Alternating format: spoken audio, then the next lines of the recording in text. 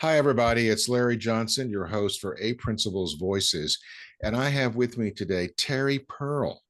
And Terry's the founder of 360 Degrees. Is that Partners? Is that correct? 360 Philanthropy Partners. All right, Philanthropy Partners. And she's one of those refugees from the fundraising world who's decided to go back as the incarnation of the solution to all things, a consultant, of course, right? Of Well, course. Terry's going to tell us today a little bit about her story and about how she came to do what she's doing. And then I'm going to be delving into some issues that we all deal with. And that is, how do you get the right people in the right slots? So, welcome, Terry.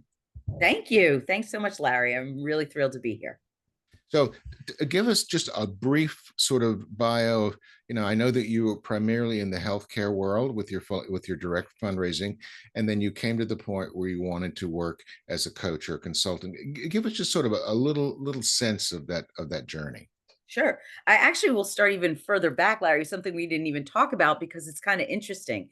My undergraduate degree was in art history, and I actually worked as the education director at a variety of art museums and arts organizations Oh before I wow! even got started in fundraising. And that's actually how I started my fundraising journey. Was I was an education director and I wanted to do some innovative programming, putting artists in the community, working in prisons or with students. And the response from my supervisor was, "You can do anything you want if you raise the money to do it." So I That was a challenge, wasn't it? that was well, that was a challenge as a young education person. I But didn't know what that meant. I meant he gave you a challenge and you took it. That's Absolutely. oh yeah, Absolutely. Yes, yes.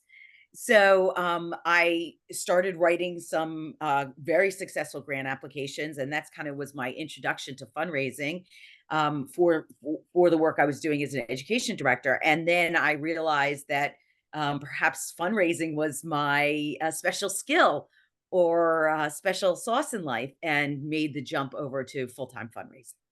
that's fascinating. Yes, That's yes. fascinating.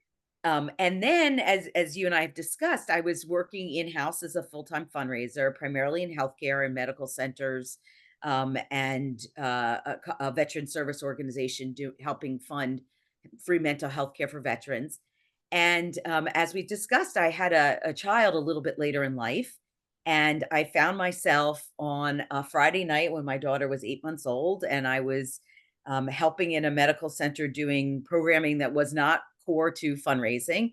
And I decided that if I was going to be away from this child that I waited 40 plus years to have, it really needed to be for a purpose and function that was really core to the work that I was doing into my career. And so I decided I needed to open up some additional opportunities for myself and allow me to have a flexible schedule so I could still be a mother and a proud mother at the same time as being a really great fundraiser and a really great partner for nonprofits. So I started my consulting firm. It'll be 5 years in the fall of 2025. Congratulations. I'm sorry, 2024. Excuse me. It will be 5 years.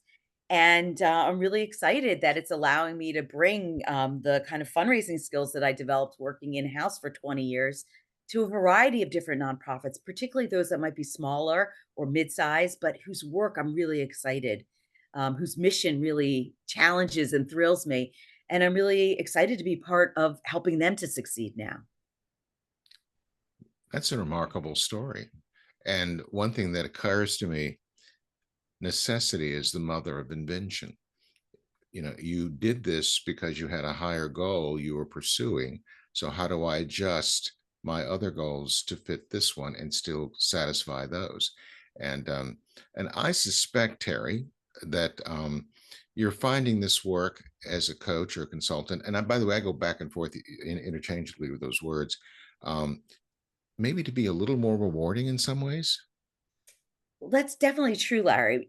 Working as a fundraiser in healthcare and medical centers, helping fund research and patient care, and even outreach to underserved populations, that's all really, really important work. And I'm really proud of how I help some of that Mhm. succeed.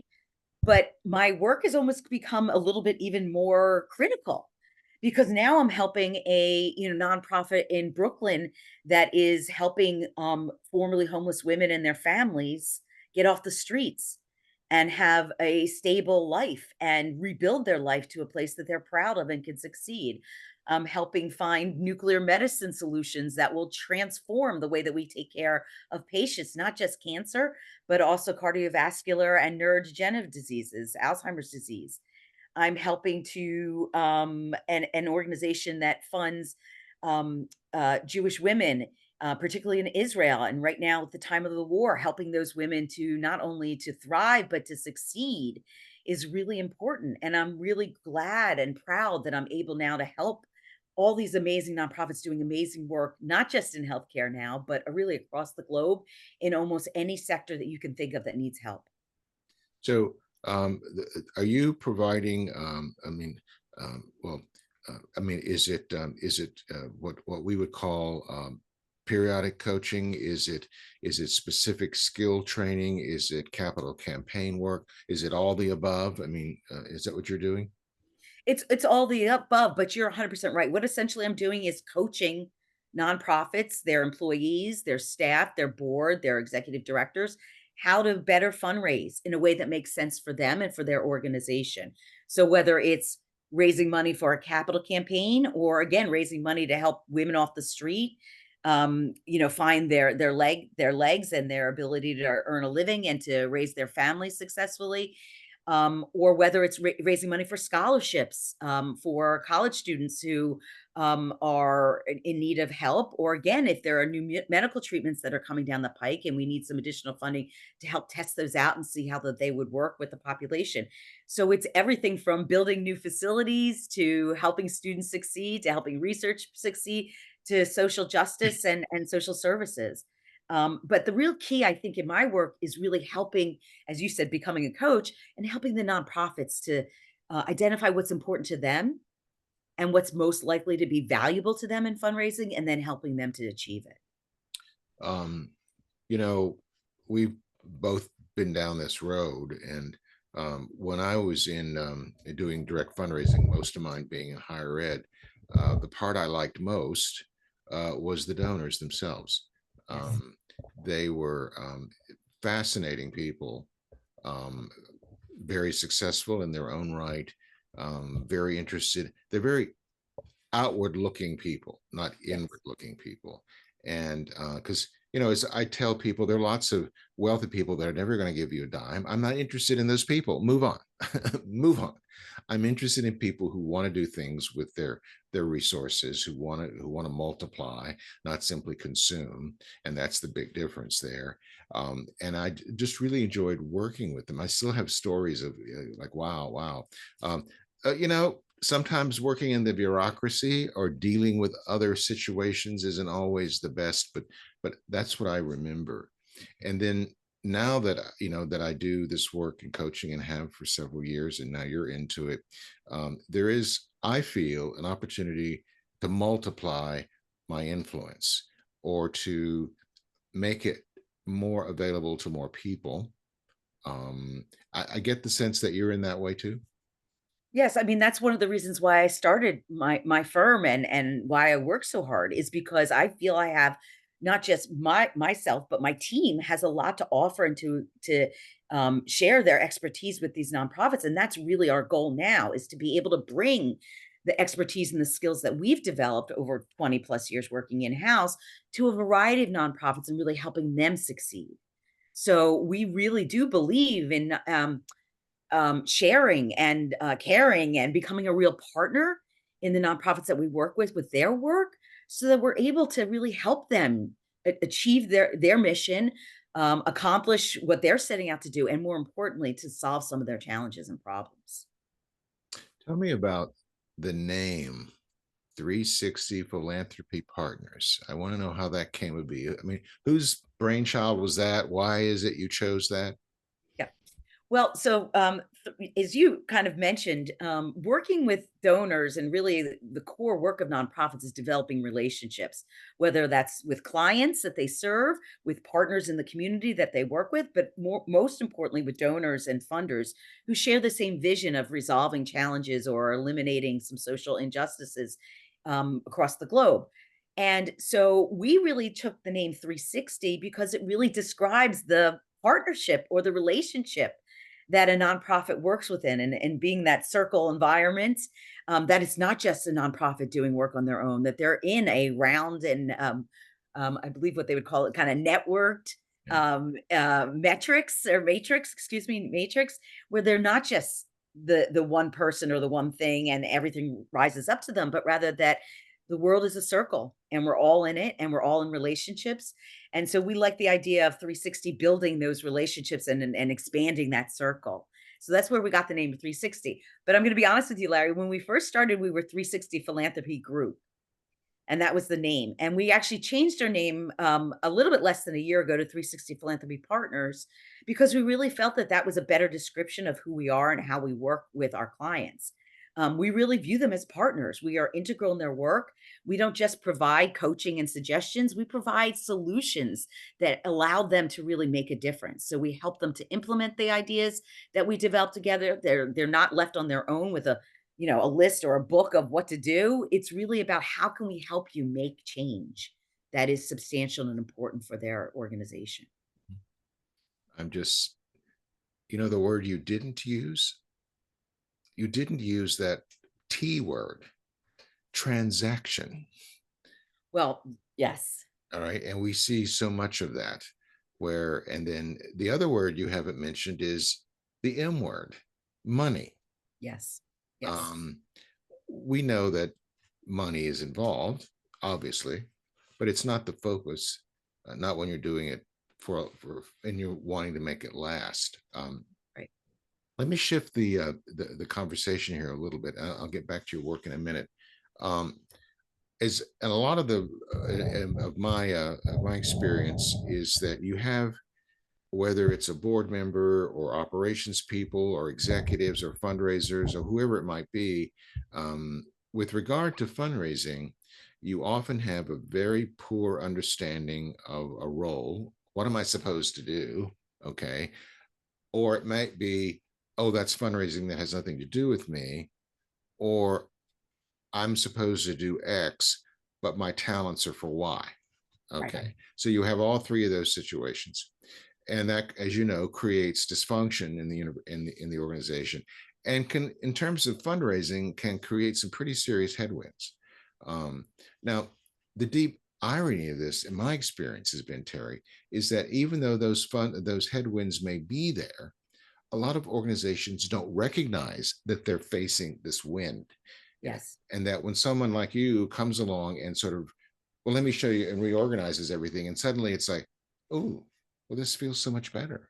Right. So tell me a little bit about, how you go in and assess, if you're running into situations where people, let's say, are placed in the wrong jobs, either as professionals or volunteers.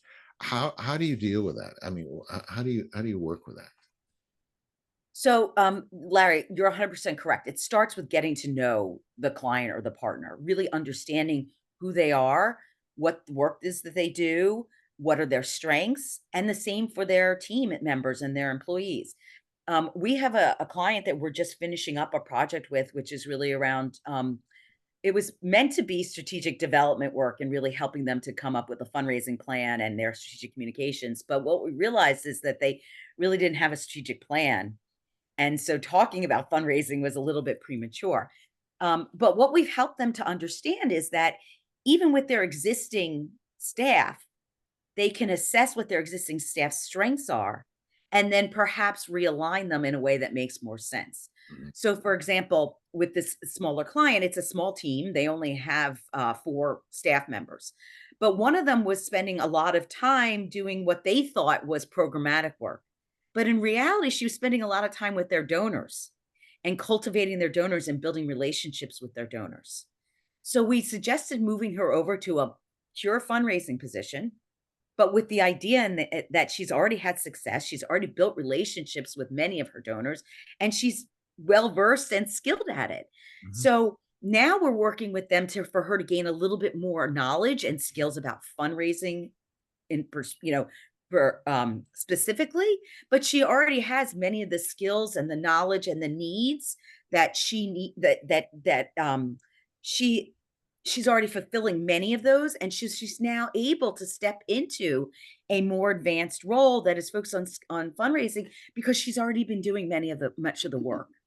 And so it's really just providing a little bit of support and education for her, as she goes about this new work, and helping her to grow and take on that new responsibility. Have you are you familiar with the story, the book, or the film entitled "The Boys in the Boat"? No, Well, please tell me. I'll tell you, and I think you're going to want to investigate it once we're done. The Boys in the Boat. It's a true story. Originally, it was a book. Now it's a motion picture that was released in January, and it's it's the story of the 1936 University of Washington rowing team. And this was the actually the JV boat. It wasn't even the varsity boat, and it was a bunch of boys that had never done this in their life. It was the height of the Depression. They all volunteered because if they could make the team, they got a job enough to give them a place to stay and could stay in school. Very pragmatic, you know. Yes, very. And so, and then the coach, there were two coaches, the senior and the junior coach. What happened was incredible. They trained this team. They went on to win the gold at the Berlin Olympics in Wow. 1936. And it's an incredible story, told through primarily the eyes of one of the team members. And I won't tell you all about it because I want you to see it for yourself. But one of the things I learned, of course, they were up against the Ivies and the others that were well accomplished in this sort of thing. Um, they're like what, 8 members of the team, and the coxswain, the guy who gives the orders at the end. And they each have a very specific but slightly different role. It's not just rowing this boat down the river as fast as you can go. There's one that does slight course changes, one that has slight speed changes. There's all this strategy to winning the race. Right. And throughout this thing, as they're training and getting ready, you know, you'll see there's several scenes where they're up against on the dock, and the coach is saying, "Okay, Jones, you go back here to number 6, number 4, you go to number 2," and they're changing seats in this boat till he gets it just right. So they're going straight for as fast as they can go, and there's the least amount of everything. And this concept, when everything aligns, is called swing. SWING, swing. And when that happens, that's when the magic happens. Yeah. All right. And so the same thing with a fundraising program. I've only known a couple of programs in my entire career that could even come close to that kind of perfection, where everyone had this, whether it was a secretary or a board member or a volunteer or a professional development officer or an executive director or a program person or board member, whatever, whoever it was, you know, and I know each one of those persons has a little something to do with fundraising. And it Okay. ain't about asking for money. I get so annoyed Okay. when people say, "I don't like to ask for money." Well, okay, that's fine. Next. I mean, that's okay. We don't Right. have to worry about that. Right. It's all these other things. So I just relay that to you because I was really, it just really struck me. Mhm. And that when everyone is in the right situation, that's when you get this transformation. That's Um, right. and of course, I'd like to say that's what we do at the Principles, but that's a different story. And go ahead.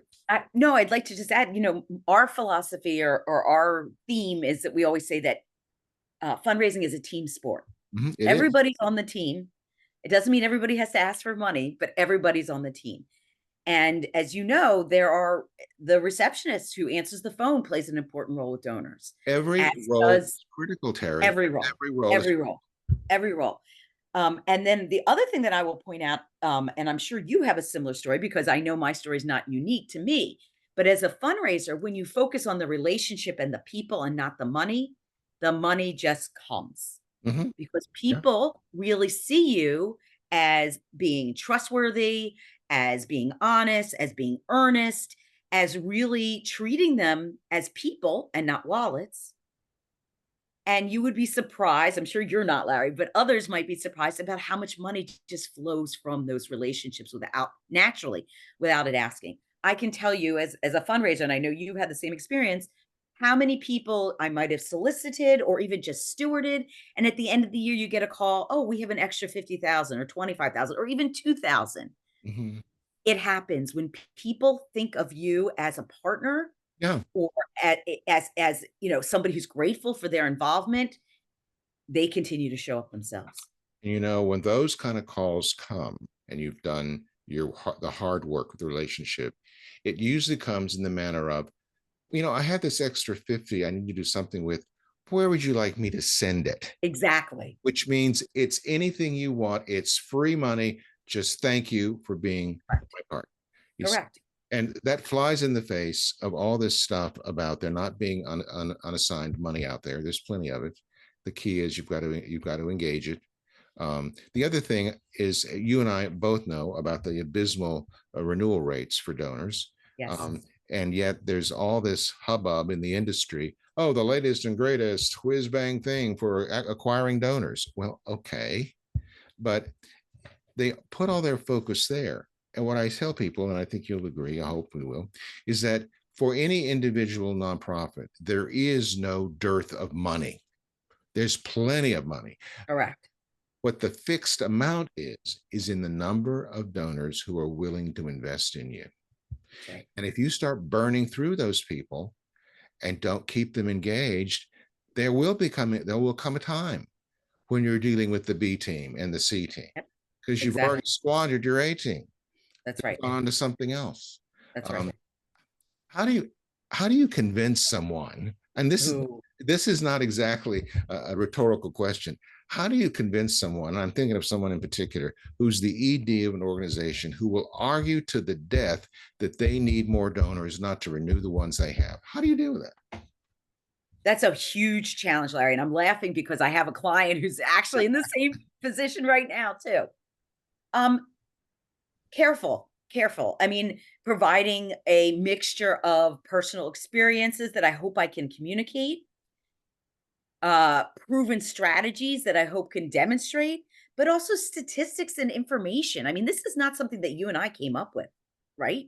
No. I mean, even thinking about a business sense, right? It's much more expensive to hire new staff than to keep the ones that you have. How many businesses can survive when they lose 60% of their customers every year? How do they do that? They Right, can't. right, right. So that should be the learning lesson for nonprofits that you can't keep turning over your donors. You can't keep turning over your staff. You're losing money and more, perhaps even more importantly, you're losing momentum in your programs. Mhm. Yeah. So it's can be a hard sell, and I have to say it's been a little bit of a hard sell with my client. Um, but I hope that by helping them to understand what is already in their universe, who are already current donors to them, who and letting them see some success that by working first internally will create that momentum and that change that you want with bringing in external or new donors.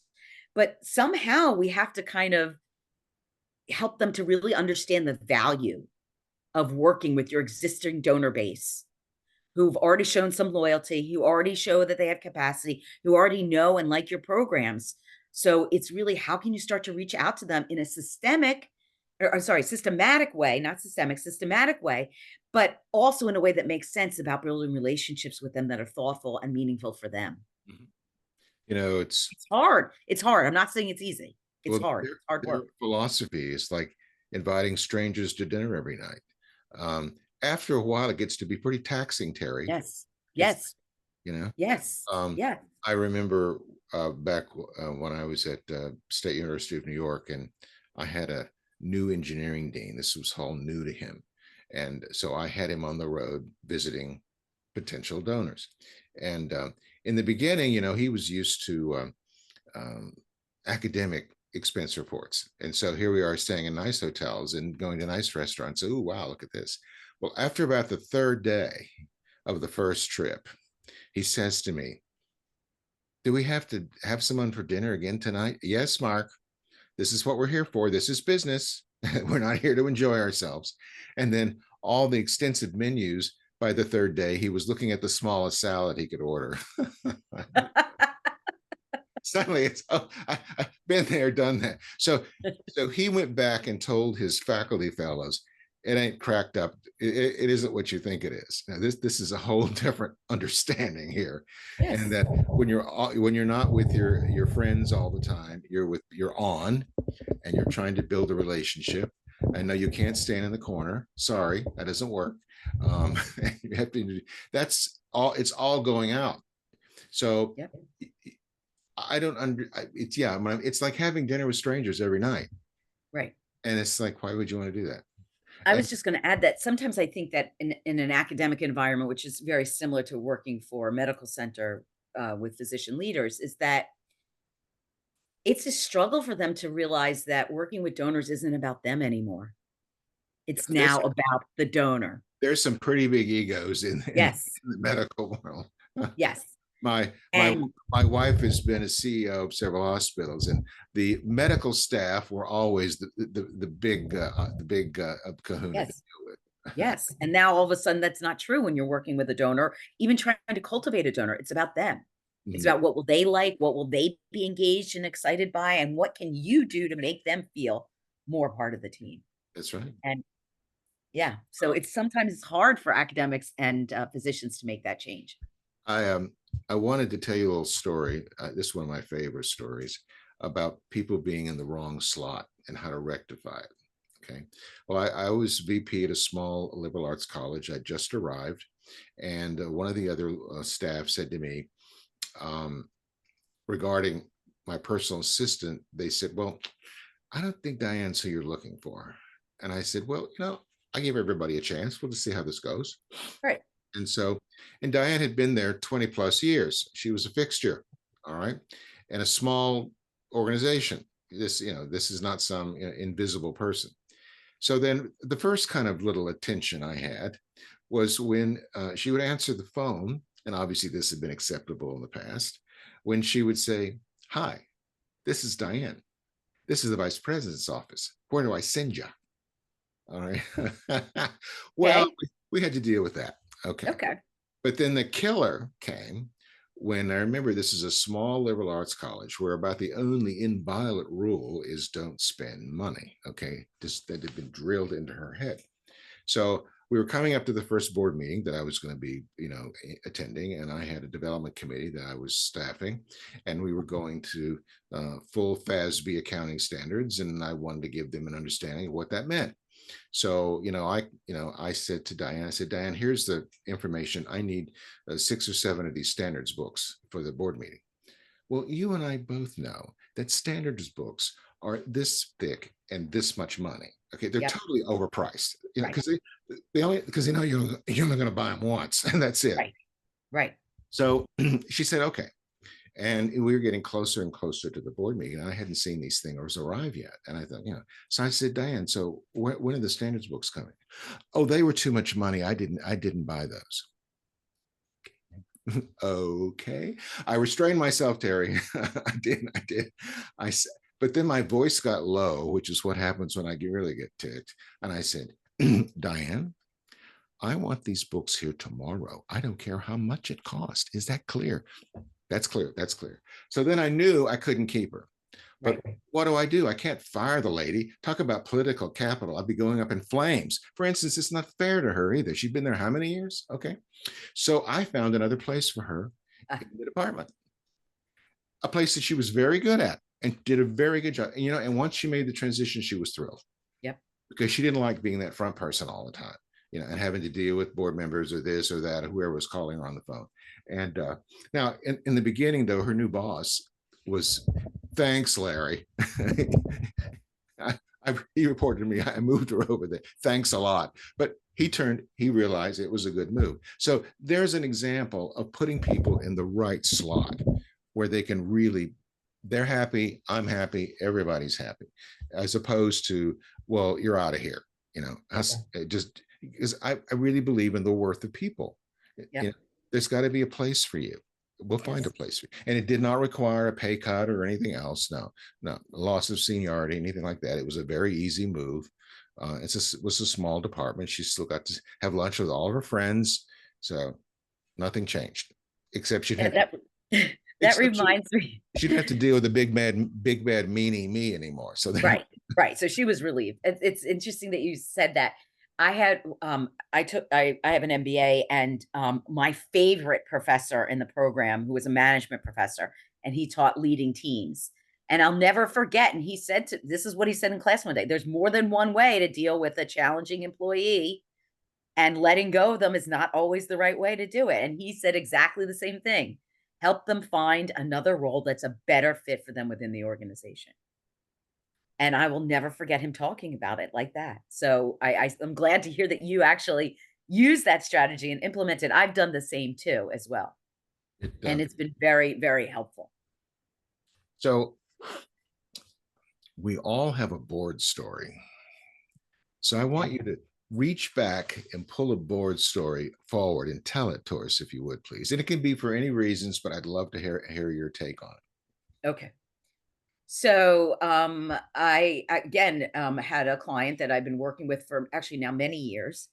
And the board was eager to raise money, but not really knowing where to go, how to do it, what to do, really how to kind of make things happen. Um, but they definitely had the mindset. So I do feel sometimes that's the hardest challenge to Yes, it face. can be.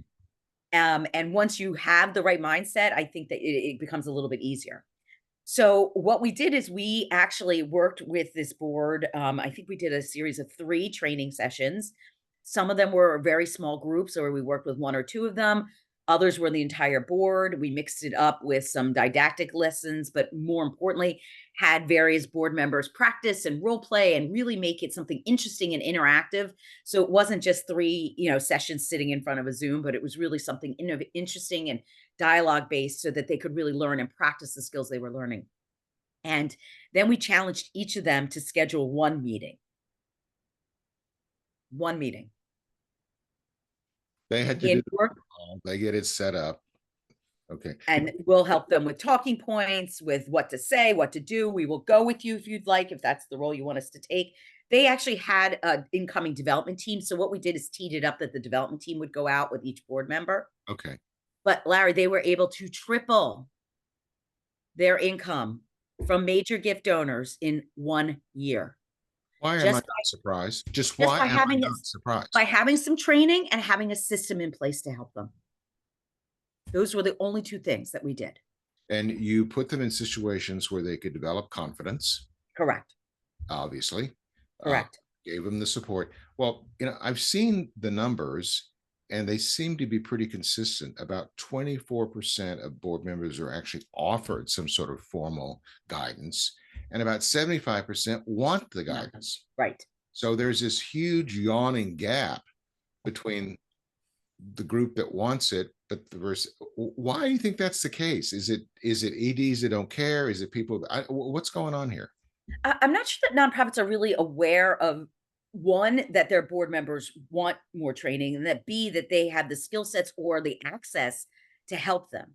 So I think it's really, and I'm glad that we're talking about this, Larry, because it's a great message to send out to the nonprofit community, that even as something as simple, if you're doing an annual board member self-evaluation, if you're sitting down and meeting with your board members verbally, either once or twice a year, it's an ideal time to ask them, are there skill sets that you would like to develop? Or are there things that you think that you need in order to continue your role as a board member? And ask them.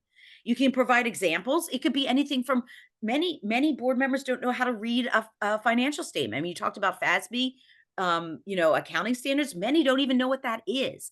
Yeah, what So is that? right. So you can always ask board members as part of your conversations, is there training or support that you would like in order to do your job better? Would you like, some training on how to conduct a major gift ask, or how to review your network to see who you could ask and invite to be part of the organization? Or even, how do you talk about your organization and the involvement that as a board member you have in it? What's your story? Why are you involved with the organization? What's your why? So helping board members understand that, oh, yeah, I could use some help with that, is a great way to start the process. The other thing is making sure that that nonprofits understand they have some resources. Many nonprofit support organizations, so whether it's Nonprofit New York or Nonprofit New Jersey, or the Support Center for Nonprofit Management. Many of them offer training for board members that's low cost or even free. So even if you're a small nonprofit, it's just maybe 2 or 3 staff members and the board needs some training, there's a lot of free resources that can be offered to them to help them gain the skills. So it doesn't even have to be something that a nonprofit asks, do you need some additional support? And they have to do it themselves. But the process of asking and starting that discussion is really important. And I don't think enough nonprofits do it. I can see that. I can see that. In my career, volunteers, and of course, board members by definition are volunteers in a nonprofit setting. They really only want to know 2 things. How much time is it going to take me? And what does success look like? Because everyone wants to be a success. No one wants to be on a losing team or a sinking boat. And then if you don't give people the right kind of guidance up front and clarity, Right. Your best board members leave. They migrate off. Because I heard the saying once, and I think this is really true. Significant people want to do significant things. That's right. They're not satisfied with coming and warming a seat and sucking up free food. They want to do something. Right. And if you're not giving them direction or something to do, they will go elsewhere. Yep. And so you lose your A team. That's right. And That's right. So, well, what would you like to talk about? I've been guiding this. Tell me something you'd like to talk about. I don't know. Oh, What would come I on, like to talk Terry. about? No, Okay. and by the way, to the audience, I did not stage this. I just want to make that very clear. All right. That's no. Well, I mean, I'd love to talk. We can talk more about people in or board members that or people not in the right role in nonprofits. I think it's really important to not just define roles for individuals, and that includes board members, committee members, staff members, but as you just said, also making sure you identify the why Mm-hmm. or what the goal is. So when I'm working with a client or a partner, and I'll say to them, "Well, do you have a goal or a purpose for your development committee?" And a lot of times there's crickets or, "Oh, their job is to help raise money." Yes, that's true, Okay. but Yeah. that's not specific enough, nor is that inspiring to a board member or to a volunteer. I mean, as you just said, many volunteers are not there for the status quo. So think about the difference that you could say to an individual, "Well, I'd love for you to join our development committee. Our goal this year is to bring in 3 new major gift donors, 2 new foundation donors, and to hold a cultivation event and to raise X number of dollars each year." You've given them something very specific that they can contribute to or not, but you're also giving them something to work towards as a group. And I can't stress the importance of that with working in nonprofits. It's not an I situation, it's a we. And so the more that you can do to not just skill up your volunteers and your teams, but also to give them something to work towards and celebrate the wins, I think it's really something that's forgotten a lot in nonprofits. And I think it's really important. Right. Okay. All right. So you're obviously enjoying your work. That's pretty Very cool. much. Yes. And you seem to have a good functioning team around you. Yes. Certainly the young lady I met earlier before the recording, certainly she's got your back. I'll tell you that. I'm Um, glad to hear that. and, Yes. and that's critical. Um, where do you see yourself in a year or two? And then not just maybe yourself personally, but what Sure. sort of niche do you want your business to fill? Do you still want to remain boutique? Do you want to go national? Do you want to do on? I mean, what are you thinking about? Larry, before I go, I'll tell you one thing that I've used a strategy with building my team that's really helped me. And I'd love to just share it with you and Please, your please, listeners. please. Sarah, the young woman who you met, and everybody on my team has worked with me before. Okay. They are all people who know me, who know the way I work, who know my commitment, who know my emphasis on integrity. And so I thought that that was a really good way to start the process because they knew me and they knew what I was trying to build and who I was as a person. So if there are people who you've worked with in prior life cycles or prior jobs or prior roles, they're a great source of future employment for you. That's a good So point. That is a very yeah, good point. Thank you. yeah. for telling me So that. that's how I built my team. But in terms of where I think things are going, this is a very challenging year. as we know, for a variety of different reasons, the politics, the wars going on. We're in the midst of two major wars in this in the world. Also, the election in the U.S. and across the globe. We're seeing that play out right now in July 2024, but it will continue at least until November. It's a period of transition. And what I would really like for my future and for the future of my company is to get back to basics. There's been so much upheaval in the world. Can we focus again back on what the core work, the core missions of the nonprofits that we work with are doing, what they want to accomplish and achieve? Because I think that that's a really important thing for us to do. There's a lot of good in this world, and we pay attention to a lot of the bad. And so I'd like to see us return back to making an emphasis on whether it's, resolving homelessness across the globe, or making healthcare more accessible to people in the United States, or even making sure that students can continue their um, studies in an environment that's conducive to studying and not in the midst of violence and protests. Whatever it is, nonprofits are doing such great work. We have to get back to really focusing on them and helping them to succeed. You know what I like about you, Terry, among other things, is that you're very passionate about the fundamental reasons for these organizations to be. You're not a policy wonk. You're not a technocrat. And correct me if I'm wrong, but I'm seeing a lot more of those types in fundraising these days. And I think, of course, I'm going to sound like an old man when I say this, but I think the professionalization of our profession has attributed to that. You've got these diploma and even a couple of degree programs where someone can go in there having no prior experience at all, zip, and you come out and they suddenly think they know it all. You're like, okay, give me a break. And then there's the people on the tech side of the house who've certainly made their contribution, but in some ways they step over the line when they think they're selling solutions, not tools. And our group, our vector in the economy, they're not the most sophisticated in the box when it comes to technology. They're just Right. not. That's not their expertise. That's not where they're coming from, and that's fine. But in the hands of a, shall we say, eager tech salesman, they can be sold more than they really need. Not that it's bad stuff, but this is my hobby horse, but it's like, they probably really need a lawnmower, but the guy's selling him a Lamborghini, Right. and it's a little more than they need. Right. Just a Right. little. They can't even Right. get the thing out of the garage. Right. Oh, another Right. little idle tidbit. Only, was it 5% of drivers now know how to drive a stick shift car? Oh, I'm sure. That doesn't surprise me at all. Uh, I mean, I mean, I have all automatics now, but I love a stick shift. Me And too.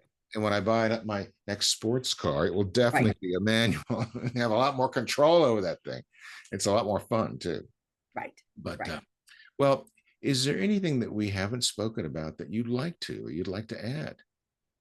I actually would just like to add one other thing about the way that I work and what I think is helpful for the nonprofit community is it's kind of related to what you just said. Many consultants come in with, oh, we can solve that for you. We can deliver these solutions. We have this covered. We have that.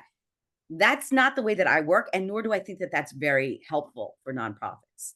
There are no cookie cutter solutions. Each organization is different circumstances, different donors, different staff, different clients, different neighborhoods, different communities. And so the one size fits all idea does not work. What I really think nonprofits need, and the way that we come in and work and partner with nonprofits, is by helping them to create a solution that's customized for them and helping them develop the skills that they need to implement it. The skills that they need And to. that's why calling myself as a coach as opposed to a consultant, I think is actually pretty much on par because my job is to help the nonprofit be more successful. Not So, to do it for them, but to help them. so you're really focusing on creating a level of permanency Yes, ability. Is correct. Yes. So that after they're done working with us, whether that's for 4 months, 6 months, a year, longer, They have the skills and the relationships and the expertise and the systems and tools to do it themselves. That's my ultimate goal, is for these nonprofits to be better functioning, serving more people, raising more money, doing it more effectively and efficiently, but they don't need to work with me forever to do that. No. I really want them to succeed on their own and their own missions. Wow. Thank you, Terry. You're Very welcome, Larry. much. Okay. Thank you. Well, I enjoyed this more than I thought I would. I hope that's a positive thing. Okay. That's a positive thing. Okay. All right. Fine.